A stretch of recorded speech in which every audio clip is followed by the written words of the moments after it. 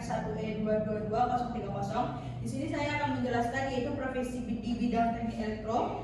Lebih jelasnya yaitu Control System Engineer. Di mana profesi Control System Engineer yaitu sangat penting di era industri 4.0, khususnya dalam otomasi industri. CSE ini bertanggung jawab sebagai merancang, mengembangkan dan memelihara sistem otomasi yang efisien, aman dan juga sesuai dengan standar.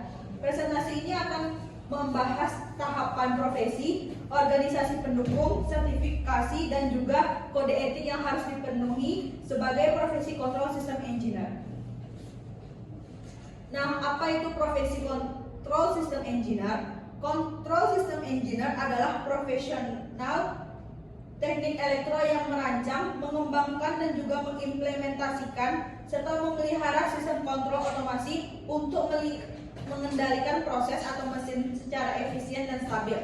Profesi ini vital di berbagai industri seperti otomasi pabrik, pembangkit listrik, kendaraan listrik, minyak dan juga gas, manufaktur serta smart grid. Nah, apa peran dan tugas Control System Engineer? Yang pertama, perancang sistem, di mana mendesain sistem kendali menggunakan sensor, aktuator dan juga controller seperti PLC, DCS dan juga SCADA. Selanjutnya, analisis kestabilan, yaitu melakukan analisis kestabilan sistem kendali menggunakan kontrol, yaitu melakukan analisis kestabilan menggunakan teknik kontrol klasik dan modern, PID, state dan space. Yang selanjutnya, integrator dan programmer, yaitu mengintegrasikan hardware dan software serta melakukan pemrograman dan pengujian sistem otomasi. Jalur karir menuju Control System Engineer. Yang pertama yaitu sebagai teknisi listrik atau pemelihara, di mana fokus pada instalasi, perbaikan dan juga pemeliharaan sistem listrik sederhana serta mesin produksi dengan lulusan SMK atau D3. Yang kedua, operator mesin otomasi atau panel assembler, yaitu mengoperasikan mesin otomasi, merakit panel listrik dan juga memahami dasar kerja PLC atau SCADA. Yang ketiga, junior programmer PLC, yaitu menulis program dasar PLC dan menguji logika sederhana di bawah supervisi control engineer. Yang keempat yaitu junior control engineer, yaitu mendesain panel kontrol, membuat logic program dan juga terlibat dalam commissioning system. Yang kelima yaitu control system engineer, yaitu merancang, mengembangkan dan mengimplementasikan sistem kontrol industri berbasis PLC, DCS dan juga SCADA. Nah, proses naik jenjang ini biasanya disertai dengan pengalaman kerja minimal 1-3 tahun, pelatihan teknis PLC, SCADA, HMI dan instrumentasi, serta juga sertifikasi dari BNSP atau vendor industri dengan pendidikan minimal D3-S1 teknik elektro atau mekatronika. Nah, organisasi profesional dan sertifikasinya. Pertama, PII atau Persatuan Insinyur Indonesia adalah organisasi resmi insinyur di Indonesia yang mengeluarkan sertifikasi insinyur profesional IPP, IPM, dan IPU. Yang kedua, BNSP atau Badan Nasional Sertifikasi Profesional, di mana lembaga negara yang mengeluarkan sertifikat kompetensi kerja nasional SKKNI. Yang ketiga yaitu ISA atau International Society of Automation, yaitu ada organisasi global di bidang otomasi dan kontrol yang menyediakan standar industri dan sertifikasi internasional seperti CCST. Yang keempat yaitu IEEE, yaitu Institute of Electrical and Electronic Engineer, yaitu organisasi insinyur elektro dan teknologi global, memberikan akses di jurnal penelitian. Yaitu selanjutnya sertifikasi penting. Yang pertama nasional, yaitu sertifikat insinyur profesional atau insinyur dari PII, sertifikat kompetensi BNSP, SKA dan dari LPJK. Yang kedua internasional seperti CCST atau Certificate Control Engineer System Technician dari ISA, atau TUV Functional Safety Engineer. Yang ketiga yaitu vendor, yaitu Certificate Automation Engineer.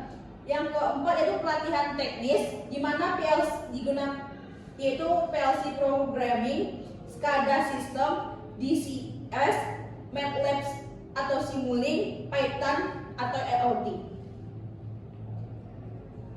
Nah, jenjang karir sebagai Control System Engineer, yang pertama level engineer, di mana itu lulusan baru dengan mendukung proyek kontrol, memahami dasar PLC dan programmer, membantu instalasi sistem. Yang kedua junior control engineer, yaitu mengerjakan sebagian sistem, mendesain panel, membuat logic program, dan terlibat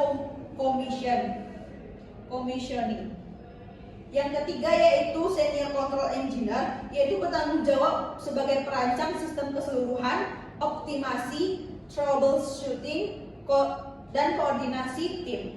Yang keempat yaitu lead engineer atau manager, di mana memimpin tim, manajemen proyek besar, pengambilan keputusan strategis, superposisi desain dan implementasi. Yang kelima yaitu participle engineer atau expert atau sebagai konsultan, di mana spesialis di bidang tertentu, memberi pelatihan, penentuan arah teknologi di perusahaan atau organisasi. Nah, jenjang karir seorang control system engineer menawarkan jalur profesional yang terstruktur, memungkinkan individu untuk berkembang dan dari dukungan proyek dasar hingga menjadi ahli dan pemimpin dalam bidangnya. Nah, sertifikasi untuk setiap peningkatan profesi, yang pertama Electrical Technician, yaitu SKKNI level 2, sertifikat dasar K3 listrik. Yang kedua yaitu Maintenance Technician, yaitu SKKNI level 3, sertifikat pelatihan PLC dasar. Yang ketiga Junior PLC Programmer, yaitu sertifikat PLC dasar CCST level 1 atau opsional. Yang keempat yaitu Junior Control Engineer, SKKNI level 4 otomasi, sertifikat SCADA atau HMI K3 listrik. Yang kelima yaitu Control System Engineer atau yang seniornya, dengan sertifikat CCST level 2 dari ISA, sertifikat sistem kontrol lanjutan SKA Teknik Elektro. Yang selanjutnya yaitu Lead atau Superior Control Engineer IPM, Insinyur Profesional Media, Two Functions Safety Engineer, sertifikat manajemen proyek. Yang selanjutnya Participle Engineer atau konsultan, sertifikat IPU Insinyur Profesional Utama, sertifikat ISO 45001 Auditor, sertifikat keahlian konsultan. Selanjutnya kode etik profesi dan sanksi pelanggaran. Nah, kode etik profesi adalah landasan utama bagi setiap control system engineer, memastikan integritas, keselamatan, dan tanggung jawab sosial dalam setiap tindakan. Pelanggaran kode etik dapat berakibatkan serius, mulai dari teguran hingga pencabutan lisensi dan tuntutan hukum. Nah, kesimpulan dan pentingnya etika. Profesi Control System Engineer sangat penting di era digital dan industri otomasi. Dengan dukungan lembaga profesional dan sertifikasi yang terstruktur, profesi ini dapat berkembang secara bertanggung jawab dan etis. Menjaga etika, kompetensi, dan kejujuran menjadi landasan utama agar sistem kontrol yang dibangun tidak hanya efisien, tetapi juga aman dan berkelanjutan. Sertifikasi dan pemahaman kode etik menjadi alat kontrol profesionalitas agar teknisi otomasi memberikan kontribusi optimal kepada industri dan masyarakat.